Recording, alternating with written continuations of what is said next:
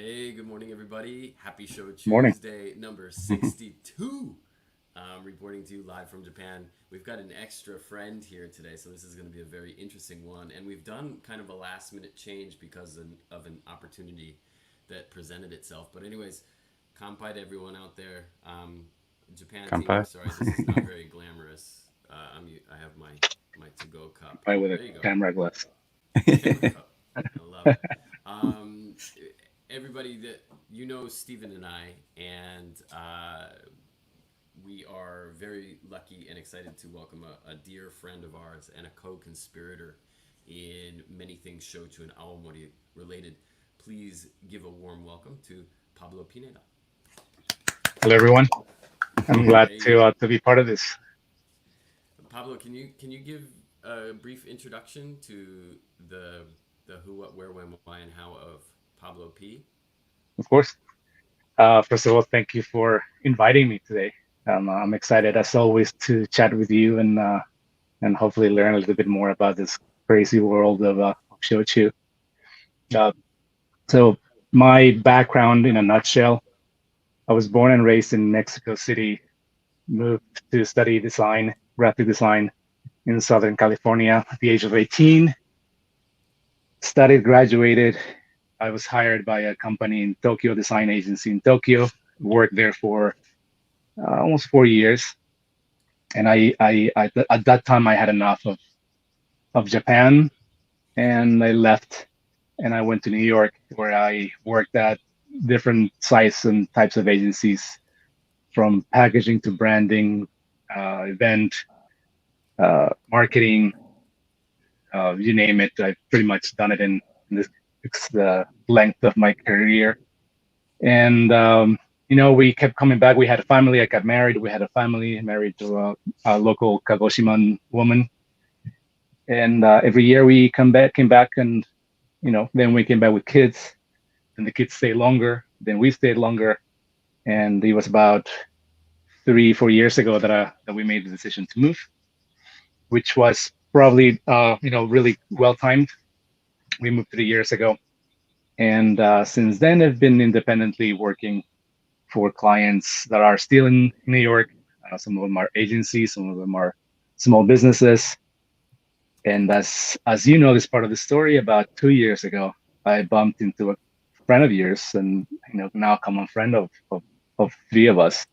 Right, and And he's watching right now too. he's watching. Yeah. Justin. Yep. So yeah, so we met, and it turned out that I was a designer, and you were passionate about shochu, and I think we established a good friendship, and somehow we began to do things together, and here we are. It's true. Fun. It's been fun. Thanks very much to Justin, who's he Yeah. is paying attention. He's watching, Yeah. and he's enjoying Show Tuesday in New York. But yeah, without him bumping into you at Shochu Street in 2019, then this Yeah. none of this might have happened. Which is pretty cool. It's And pretty when I cool. say none Pretty of cool. this, that word "this" indicates a whole world of craziness. I don't know if you want to go through it on your own, Stephen, but maybe you'd be a good person to Sure. kind of pull the curtain on it. Yeah, a little bit. Christopher, your audio is a little bit low. We're getting comments in the chat, and so I don't know if there's a way for you to bump up your sound a little bit. Okay. I can hear you, but yeah. So there, I had been probably a decade ago or so. I had been approached by one of the shochu makers about starting an import company in the States, and obviously, with my own career, it's not something that I was really able to do or had the time or the interest in doing. But then through a confluence of events, a lot of happy accidents and random introductions, uh, able to introduce Christopher to the right people to get Honkaku Spirits off the ground, which has been a pretty amazing journey. And I think a number of you are sort of aware of what we're doing, but we haven't really talked too much about it publicly because it's all early days. But essentially, Christopher and I have been working to set up an import company for essentially craft and family run and handmade shochu, and hopefully in the future awamori from Japan for import to the U.S. and hopefully into other countries as well down the road. And Pablo's turned into an integral part of that with his design work. He's really been responsible for coming up with almost the flavor of all of the branding, virtually all of the branding. We have another designer who does specific label work for some of the brands, but Pablo really has had the big picture. You probably have better words to describe this, Pablo, than I do, but really we've we've tasked you with a lot, and you've come through in a pretty amazing way. So, thank you. I mean, yeah, I believe that it is really a fruit of our conversations and our common passion for the spirits and for the culture. I think that was just the perfect timing for us to meet and for us to collaborate on things. And it's great that stylistically we somehow sync. My whether my skills or my aesthetics sync with both of yours, and it's been a really fun. I mean, you've certainly challenged me with a couple of things, and it's been it's always been great with collaborating with you and working with you, because it always becomes better. That's one of the things that whatever we work on together, with your feedback and with your input, it always becomes so much better, and that's always a fun thing for a creative person to be involved in. mm-hmm. Shochu aside and everything else, I think it's been a great experience. I forgot to put the banner up, but that was basically booze news. Yeah. we essentially, yeah, I don't know why we've been very delicate about it since we started the company last year, and we've tiptoed around it. We've been walking on eggshells. I'm not entirely sure why. I think one thing that Steven and I are very sensitive to is the fact that we don't want to be seen as biased. We don't want to be us. We don't want to become.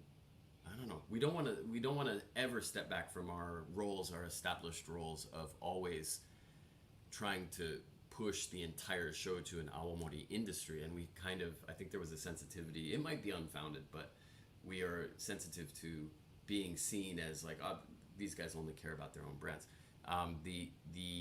The fact is that we do care very much about our own brands, and that's why we brought in a talented designer like Pablo Pineda to develop and nurture the brand imagery and the story and everything. We brought in a pro to do it, but at the same time, as people who follow us will know, it's not very easy. Sorry, it's very difficult to find large supply of anything that we bring into the States. We tend to deal in very small quantities. So if we were to spend all of our time talking about our own brands only, it means we would be talking about things that nobody can get a hold of, and that's not very inspiring at all. So we are always going to be talking about the entire industry and pushing and doing whatever we can.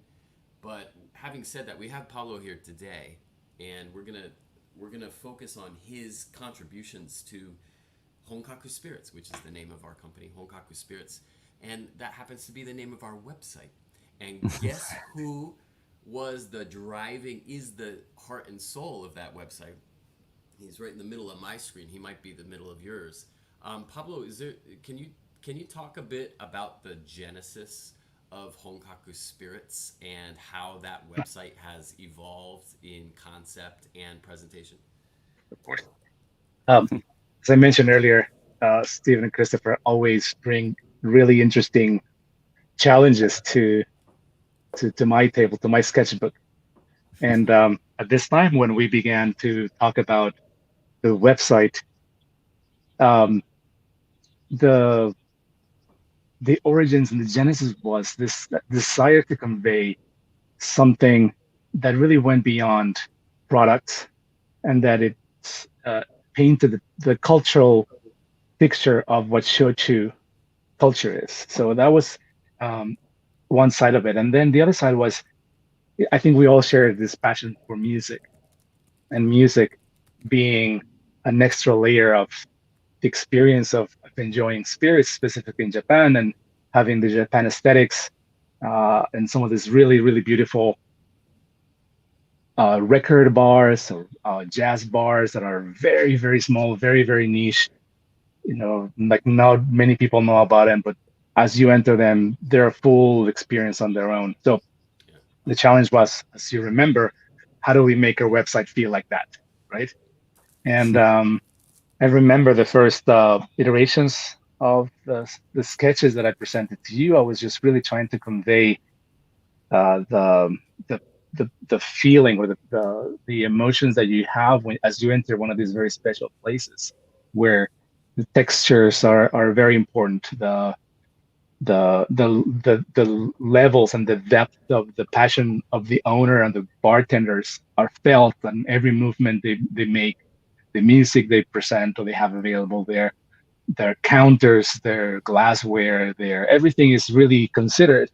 So that Yeah. really was a reflection of how most of these craftspeople who produce these spirits think about the process of making the spirits. And obviously us as passionate shochu followers also care about all these details. So little by little, the site began to evolve into what it is now, as an experience that is meant to know and learn more about at some point, however many products would be part of the portfolio. But taking people through it gradually, when they enter, there's this very sensorial experience. There's music. There's obviously the artwork that was also very important from the labels to feature this art, the label art almost as records for people to swipe through and to kind of what you do when you go to a record shop. You kind of swipe through, and then you might be interested in something that you already know, or you might be interested in something that really calls your eye or your interest based on Mm-hmm. image, Yeah. based on information, based on location. So there's a really interesting way of navigating the site, which allows people to explore either visually, or if they're interested in a certain type of product, or if they're interested in a certain region specifically, as you've explained plenty of times, having regions be specifically producing certain ingredient type shochus is also very interesting. So yeah, it's a really like a site for music lovers and spirit nerds, I think. And it really ticks all of our boxes in a way. I mean, I enjoyed working in the process of working through it and adding features and adding information. And it's I think it'll be great to see and to start hearing people's view and how they experience the site, because it's certainly there's certainly something for a wide range of people, I believe. Yeah, it's a very holistic experience, that website. We did consider all of the senses, and that's one of the themes in terms of talking about shochu, talking about the industry, talking about this culture-bound, culture-based alcoholic product from Japan that has been around for centuries. And of course, a product or a whole industry of products that has been around that long has immense cultural anchors, and that's something that we tried to pull into the website. And I think Pablo did an amazing job. If you're out there watching this right now, and you have a chance after, or maybe in a separate window, but we do want you to go check the website honkakuspirits.com. And this is something that it's been a labor of love, and only recently was refreshed, maybe last week, I guess. So it's really, really new to the world, this new presentation. And so anyway, Stephen, do because let's let it be known, when it comes to graphic design and it comes to the things that you see on a page or on a website, Stephen has very informed and detailed opinions. So I think I don't know if they're it informed. I might be. definitely have opinions. Well, they are informed by your life experience and the things that work and don't work. And I don't think Pablo will disagree. Your instincts are very, very good when it comes to these types of conversations. So I kind of want to hear your opinion on What has been what can you tell us about the challenges, but then also some of the victories, if anything comes to mind, right off the bat? Yeah, I mean, well, I think the process has really been one of discovery in the sense of we know. I guess we started from the perspective of Christopher and I have spent a long time evangelizing for these drinks overseas and seeing how slow or non-existent even the growth has been, and the challenges that are often, I think, around confusion with the category because of the dirty little word soju appearing on so many US labels. And you have a low proof spirit, right? Which a lot of people just don't understand that concept. And you've got essentially Japanese domestic labels appearing on liquor store shelves in the States with no context. So how can you look at something with virtually no English on it and make any informed decision about whether or not you want to try it? It's really, really difficult, right? There's a pretty strong barrier to entry there. And so when we began the process of identifying brands that we might be interested in importing, talking to some of the distillers that we know and love, that we consider friends, we really wanted to approach it from the perspective of let's make these as easy as possible for people to understand what's in the bottle.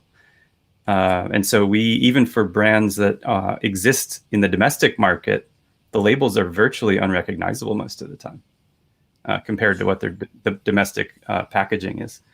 And I guess a prime example of that is probably Kana, the barrel-aged Kokuto Shochu from Nishihira Distillery in Amami. For context, for those of you who know Chuck Malone, Nishihira is where Chuck went and did his internship. And when Chuck first heard that Christopher and I might be trying to do something like this, he said, please, please, please bring Kana to the US. That was his one request. So Chuck, mission accomplished.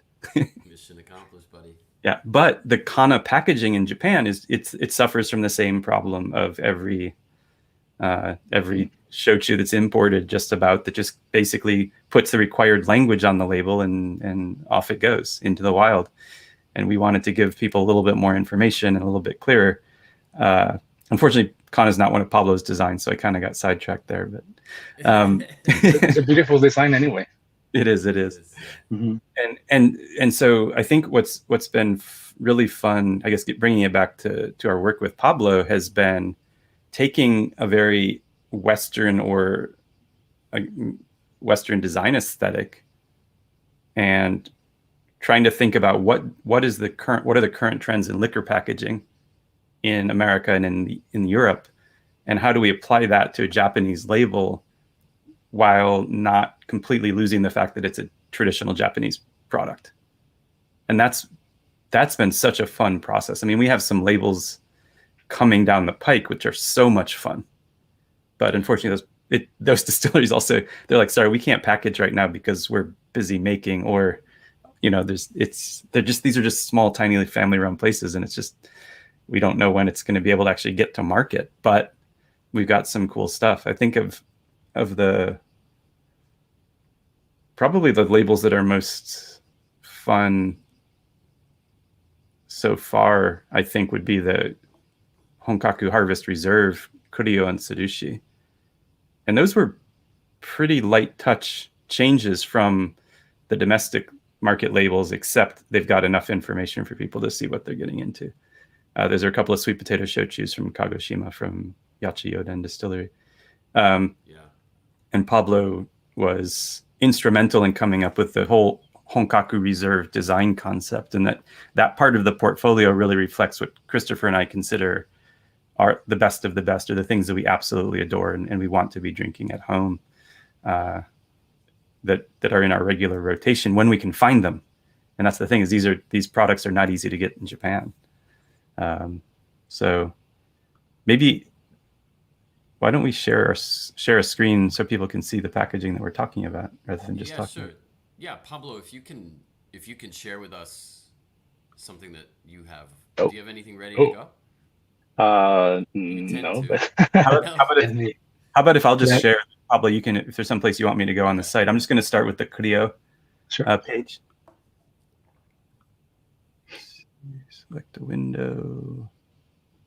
Here we go. I mean, when you talk about the fun part of the labels and creating the not necessarily this label, because as you mentioned, the changes. I mean, we basically departed from a central element that was key on their current design, I guess the domestic design, which is this concept of the moon, and the fact that this specific product, the sweet potatoes are frozen initially before they're produced, they're processed. So the iciness of that freezing process is reflected in their artwork. But what was interesting was the exercise of making something foreign, in a way, foreign to the design aesthetic that we had established for Honkaku Reserve's harvest. Is how do we make something that wasn't designed for this? How do we make that fit into the overall look and feel? And I think what really worked is the fact that obviously we had designed this label with the intention of having a center stage for calligraphy, for a story to be told through an illustration, but we also have the help of a background pattern, like a little beautiful, very subtle pattern that actually reflects and unifies the patterns of the central artwork with the rest of the very linear, very graphic label. I think it's probably hard to see in this small screen, but whoever visits the site can for sure start seeing those details. But you can see here in this as you scroll down, there's so much really useful information, from the description of the product through always linking to the distilleries that are making this really great products, the Toji, more specific, detailed information about the information, the data of the product. There's eventually there'll be pairings of music for each product, which is also really, really fun, because that's obviously something that both of you are very passionate about, including the sense of slowing down and really enjoying the work that went into producing these spirits. Ways to enjoy it, obviously, we all know, being local southern Japan and central Japan people, we know how to, we've sort of done our homework in terms of practicing many ways of drinking the spirits, but for some other people might not be as clear. This is the Tsurushi label, again, utilizing an already existing central element, but making it fit into the overall design. And I think the other thing that I like to call out, if you can go into the actual bottle image, was that for this Honkaku Reserve line, we procured handmade, hand-woven silk from a local artisan in Amami, who actually lives in Kagoshima, but he's from Hikaijima, I'm sorry. And he does this beautiful kimono silk. He dyes it, he designs it, he weaves it, and he's a true artist, and he has shelves of these beautiful fabrics that he's either not 100% happy with, but they're gorgeous. So I met him through actually my son's friend. He's my son's friend's grandfather, and when we were talking about perhaps utilizing some textiles to cover and to wrap the top of these bottles, I automatically thought of him, and we actually had some fabrics from him matching the golden colors of Tsurushi and the blue colors of Theo. So that was another beautiful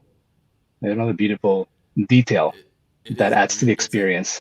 It's a fantastic detail, and the fun thing for everybody at home is that those swatches of pad, they're all squares. They're perfectly shaped squares. The reason why they're perfectly sized and shaped is because Pablo personally, at home, hand cut every single one of them to the every correct every size. single one of them. Every Yeah. single one of those bastards. So there Yeah. was what? There's only 300 of each of those brands in the States, right? So it's 600 of So those 600 of squares. those bottles hand cut Yep. with my care and love. So Yep. That's you good. have And a little. If No, you one of manage to Pablo's find if you manage to find one of these bottles in market, don't throw that top away. Hold yeah, on to it's that silk, right? That's a someone. keepsake. It's yeah, it's beautiful. It's beautiful fabric. So it's I think that's another way to bring in, and I think going back to what you said, Stephen, about the fun part of this. It's always been the the ways of the ways that we've looked into, and I think we've successfully added to the story of the product, the story of the distillery, or the story of the region, Mhm. right? Whether it's through some details and illustrations, whether it's through language, obviously through the website or on the back of the labels, or through this truly handcrafted keys that wraps on the bottom of the top of the bottle. Every aspect is considered, and I think this really talks to your commitment and your passion for this, that you pay attention, uh that you appreciate that type of attention to detail. Yeah. And just I guess for the listeners, because this is sort of like hidden, it's buried pretty deep in the website. There's um, at the very in the footer of the website, there's a under lifestyle, there's a link that says Koji Culture. And I think if you click on that link, you'll get a nice sense of where all of our inspiration for this came from. That was one of the last things we put together. It was almost like a last minute, oh, what should we do here? And then, as a long time, I guess, blogger from Kampai.us, I immediately thought, oh, let's write a story. And Pablo's like, let's make it visual. Mm. And I think that was a great idea, because it really I think it came out as a very beautiful sort of almost ode to the craftsmanship of Japan and how that ties into modern experience with these high quality premium products. And so hopefully that's interesting to folks. I won't try to share it here because it's almost a slideshow sort of thing. It's got text and some beautiful images, and you should just go in and enjoy that for yourself. And we'd love to have feedback on that. But yeah, I didn't expect that we'd be doing this morning, but here we are. Yeah, Yeah. and I think that the other part that is going to be fun is as more products come into market, just trying to find the little things that we've hidden there, because we've hidden lots of things. Yeah. So it'll be a great trivia sort of slash talk with anyone. Hey, do you know what this means? And I think it's that's always also been fun being in the process of doing that as well. Yeah, most of the labels have Easter eggs. The website's full of little hidden gems and different pieces of information. And we really just, if you go to, I don't want to pick on other importers, but if you go to the website for some of the established shochu importers, you find the brand name, you might get the distillery name, you probably get the prefecture, you get the base ingredient, you get the ABV. That's basically the only pieces of information you get. They might suggest a serving style, if you're lucky, but it's really simply like a catalog of products, because these are companies that sell soy sauce and rice and miso and sake and Sake. right. And so it's not focused on these spirits, and so we've really tried to take it in a different direction and really make these spirits the focus. And I mean, that's why we're called Honkaku spirits, right? It's we're not going to get into sake and beer and other Japanese drinks. It'll be spirits focused. So yeah. Yeah. So Pablo has also, in addition to the shochu, of course, is responsible for the takamine design, and that was a fun one. Pablo, can you tell us a little bit about how that came to be and where it might be going I mean, maybe we shouldn't reveal too much Can't, about where it's yes, going, yes. but how But it got to where it is now. yeah, I mean that design. I mean, there's you know so many, obviously through my career, there's so many things that I've been brought up, but that one is specifically special because it really got us working together, right? And the challenge with that label was, as anyone who has designed anything with Japanese calligraphy, the Japanese calligraphy demands so much attention. It is a powerful statement, a powerful statement. Like any calligraphy, it has emotion, it has a personality, it has character. So when that initial preliminary design was shared with me, I already knew that we could do better. And some of the basic things, as any designer and as any creative person would know, is sometimes to make things make sense, you have to take things away. So I think that, to me, that was what the challenge was for that label. Not necessarily how to design a label, but how to place the most essential information in a way that the calligraphy and that information really was in balance. It is a very, I would say, a very traditional label. There's very little there, really. It's just information, Sure. and there's just a few graphic elements besides the information and besides the calligraphy. But I think that the heavy lifting in that project was precisely the management of the calligraphic artwork and what we call negative space. So Right. everything, even though it's an asymmetric design, everything felt elegant, balanced, and at the same time informative, because we want people to be able to read it and to recognize it from across the bar. There it is. Yep. There There it we go. is. So the negative space is over here. Right. Yep. I am Left mirrored and space. confuses me. So yeah, really So simple, yeah, elegant very design. simple, very simple. Like, even choosing the secondary typeface for the brand name was also we had to choose something that had character, Mhm. just to be able to stand up with the calligraphy, and as well as have a way of simplicity. There's a beautiful story behind it, and what I cannot discuss now, and things that we've been working on and we all are really excited about, is where graphically and stylistically where this line of products might be going towards. Mhm. Um, Obviously, the new whiskey labeling is giving us a chance to be more creative.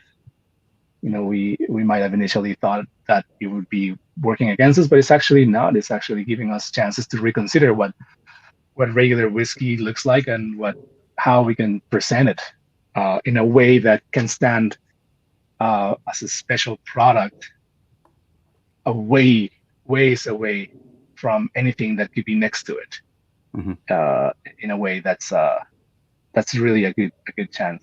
And, it's funny That's because when I first began to visit Kagoshima, I would go to the liquor stores. As most of the things look the same. In the recent years, there have been uh, attempts, and some really successful at doing things that are stand out Mhm. for being different. So I think what we're doing this in a way is sort of like the same with how normally Japanese whiskeys could be categorized. This is going to be really different, so it's really exciting.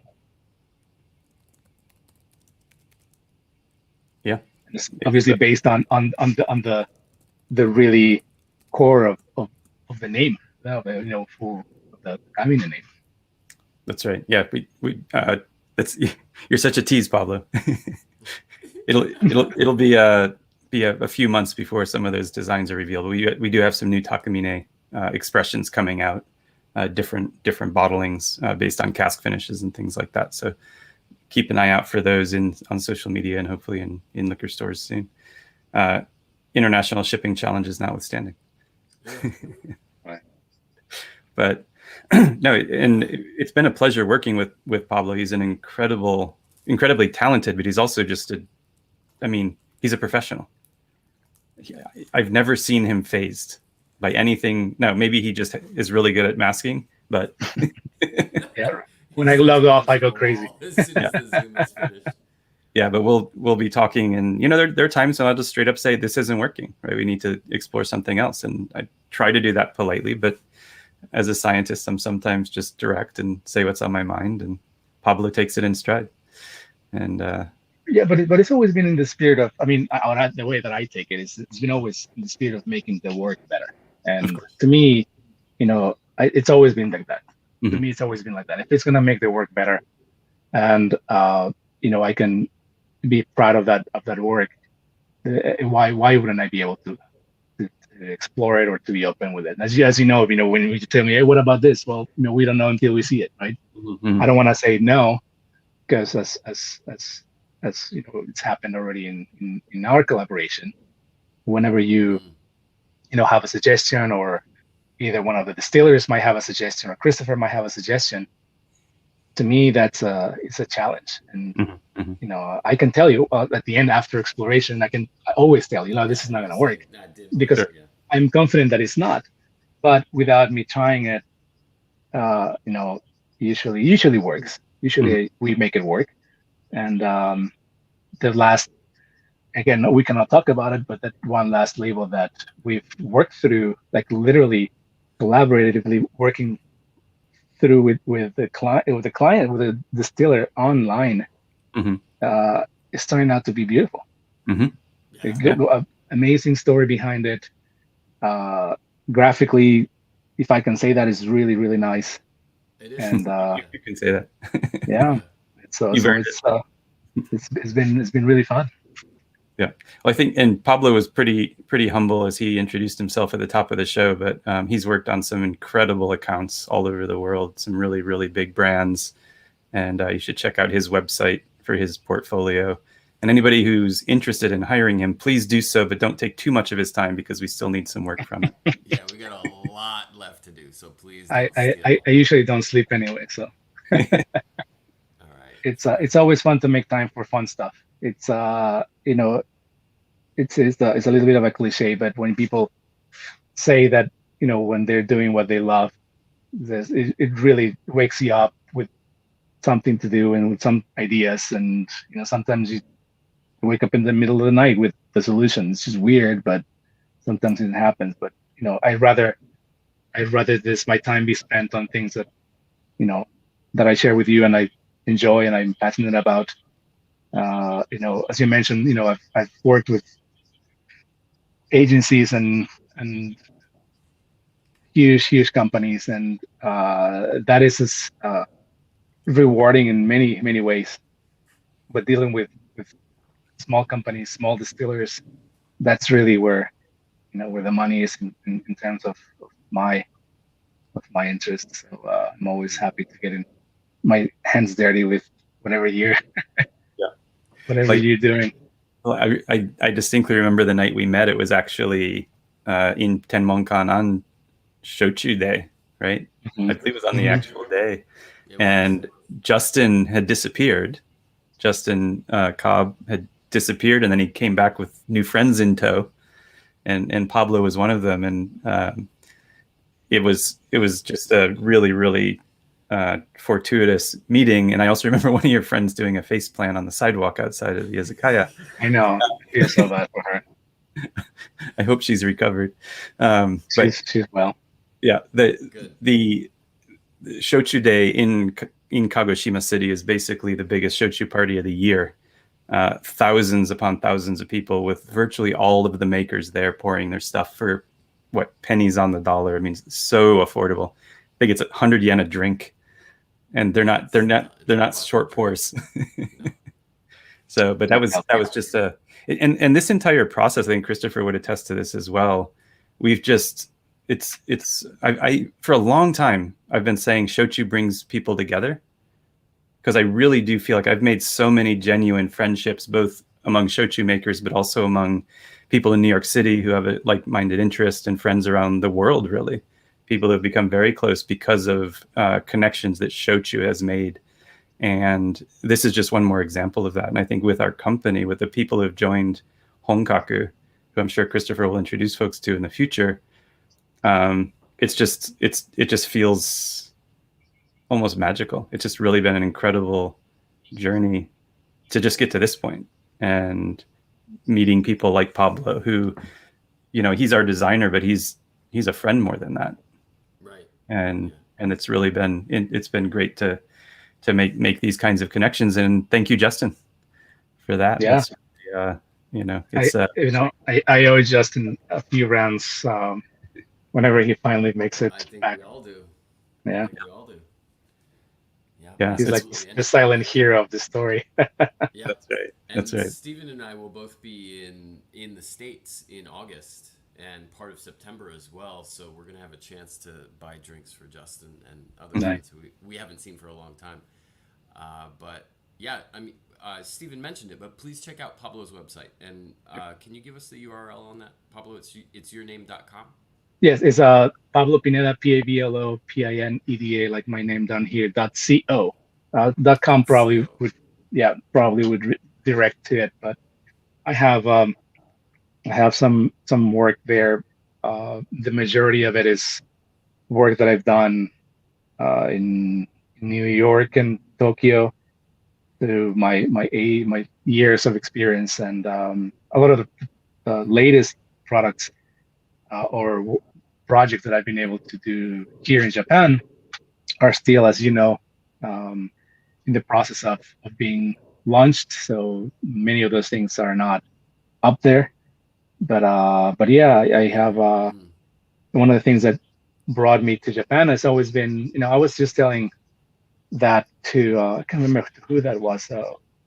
That when I was in design school, I used to go every other week to the Japanese. There was like one Japanese shop in California, where nearby where I lived, and I used to just go to look at the packaging, as many designers do. We look at the Japanese package design, and being that one of the majors that I focused on in my design school, I was very, very passionate about packaging. And when we started to visit more regularly the south of Japan, I realized there's so much potential here. I looked at everything at a time, even more than then than now. Everything looked very similar to me without, my foreign designer eyes. Everything looked similar, and I wondered, how do people stand out here?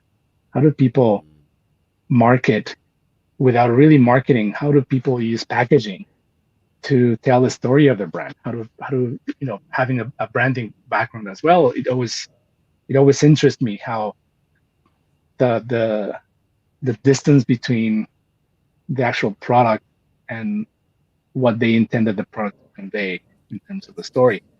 So I always thought, well, this is a really great fertile ground for a designer to come here and to start to slowly be able to help local producers tell their story of their brands. Mm-hmm. And even though the brands that we work together are on the being marketed and sold in the States, is very similar, because we're helping people navigate through that sea of either not available information or just things looking very, very similar. So in a way, that's always been interesting to me, just telling the story and helping people to find out a little bit more about the product through packaging, which eventually is another medium to tell a message. Right. Yeah, I remember early on you sent sort of some design concepts that you had created for Shochu. You had already had the idea of doing some packaging for Shochu. And they were gorgeous, but they also would require a custom bottle. That True. That was sort of my intention, because as I said, being interested in packaging, you can only do so much with a label. Mm-hmm. The story really comes from, as we all now fully understand is the whole unboxing and packaging textural experience. So for me, those conceptual projects which are on my site were really really my first step into what now has become a strong part of what I do, which is packaging. But really, obviously, most of the times we deal with standard bottles, off-the-shelf bottles that are some are very beautiful, some are okay, and in those cases we have the graphics to tell the story, or a box to tell the story. But what I wanted to do, and still one of my goals, is to really convey that the glass is so important. And obviously, that is an investment from the producer's part. It's a big investment, specifically if their bottles made in Japan or it's they need tens to of ship. thousands of dollars. Yeah. But the reward is I think immense as well. So having which is the reason why I intentionally did this really fancy, custom bottle for, at the time the concept was the tequila, right? The tequila bottle, which is obviously a decanter type of bottle, that then was the branding itself was then translated into what could possibly be the first shochu-based, tequila-based shochu, or blue agave-based shochu, right, in the world. So that was my concept, taking this tequila brand and localizing it to South Japan. So that was my first baby steps into the world of shochu. Now I look at it and I'm like, oh my god, what was I doing? What was I thinking? Well, we know a guy who might be able to make that for you. Let's we'll. It'd be fun to do it. It'd be the first mezcal type spirit. We can call it tequila, but we can call it mezcal type spirit in Japan. Yep. You'll be open. I just to wrap that packaging conversation up, just so you heard it here first. The bottle used for Takamine and for the reserve line is actually a bespoke bottle. It's an original vessel that, I think pretty much it's us using. I guess there are a couple of other brands that are not in our portfolio that may use it in the future, but it's not a proprietary bottle, but it was custom. It was custom for us. Molded.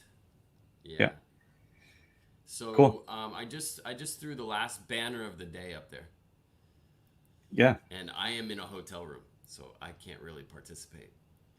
Sure, you didn't pick up anything. I'm sure you've opened a couple bottles. I did pick something up, but I haven't opened it. Do you want me to show you what I got? Yeah. I got some contraband. Uh-oh. My newly opened is the opposite of beautiful pack. Ooh, wow. Namihana. Namihana. Yes. Yeah. Very nice. So there it is. This is a shochu made in Hawaii. Steven and I have talked about it before. You generally can't get it anywhere else, but there are ways actually. And if you live near Pablo, or if you join us here, then we can take you to the place where you may be able to completely. We can hook you up. Yeah. But I'm not even sure if it's an above board endeavor for them. I have no idea. There's no domestic label on this thing. So yeah. so I figure I better not discuss where it can be found. Yeah. Fair. Let's keep it. Yeah. Christopher, I don't think you mentioned at the top of the show, but you're down in Kagoshima to get your second jab, right? That's true. Yep. I am here for ostensibly non-shochu purpose, which is pretty rare. Although, having said that, I do have meetings all week at the university related to shochu. So yeah, there you go.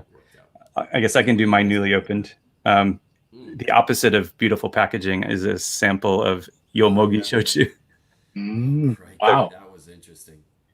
One of the perks of this project has been getting to try really weird stuff that different distilleries that we want to work with are making, and I won't name the distillery, but I got a sample bottle. I opened this when Christopher was in Fukuoka earlier this week, and yomogi is mugwort.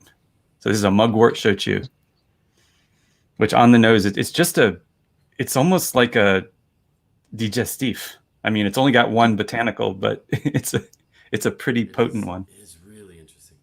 Yeah. So I don't know how much interest there would be in a mugwort shochu for the U.S. market, but I don't know how far you're gonna get with trying to sell that, but it didn't suck. I mean, I guess right. It didn't suck. Well, it fits into the. I guess I believe it's next week. The aromatic shochu episode drops for Japan Distilled, right? So that wasn't even intentional. We just happened to have opened this the other night when Christopher visited, and you can see we didn't get through too much of it. There's still a lot of. That'd be good for certain cocktails or something. Yeah, it could be an accent sort of thing. Yeah. How about you, Pablo? You have a newly opened? Well, let's see. Pressure. In the pressure, I think you've. This is not quite nearly open, but it's actually finished. But I do, appreciate the packaging. Again, like speaking of packaging. Oh wow, that's fun. Not many brands actually invest, obviously, in this type of packaging, but that's a really beautiful custom bottle. It really, a bear trap of a hinge here to open it. It's a copper looking hinge right here, and it's too bad this is plastic. Yeah, so it would be nice if it was like everything is so nice, and then you get the plastic experience, a little bit off-putting. But this was a nice mixture of mugi and imo shochu. Is a blend actually. It's, I believe it's one of the Yamakataya's proprietary products. But yeah, this was a nice, purely bought because of the bottle. But the product was actually pretty good. Oh, nice. I haven't seen that package before. That's I think they only sell it at the at the shops. Who makes this? Let's see. Yeah, sorry for putting your kanji skills on the spot. Yeah, Yama. What is it? Can you go down a little bit? Oh, it's Satsuma Shuzo. Okay. Oh, that's Satsuma Shuzo. Yeah. So it's a Yamakataya. Yeah, you're right, and it says Yamakataya. So Yamakataya special. This is like a private brand. Private brand, yeah. Okay. Yeah. Cool. All right, we'll have to look for that next time. I'll get you a bottle. Yeah, Satsuma Shuzo is the maker of Shiranami, so and that's a sweet potato brand that a lot of people should be familiar with if you've been paying attention. Yeah. Yep. Very cool. Yeah. Good stuff, guys. I'm not sure how good my audio is right now, so Stephen, can I ask you to close us out for today? Sure. Yeah. This is my closeout debut, so well, maybe not. I guess I've done shows without Christopher before. Right. But we really appreciate all of you listening. We hope that you'll check out both honkakuspirits.com. Love to hear feedback on that website, which Pablo was instrumental in designing. And then also, of course, go check out Pablo's designs at pablopineda.co. And from us here in Japan to all of you throughout Shochu'sday world, we wish you a hearty and heartfelt kanpai. Kanpai. Kanpai.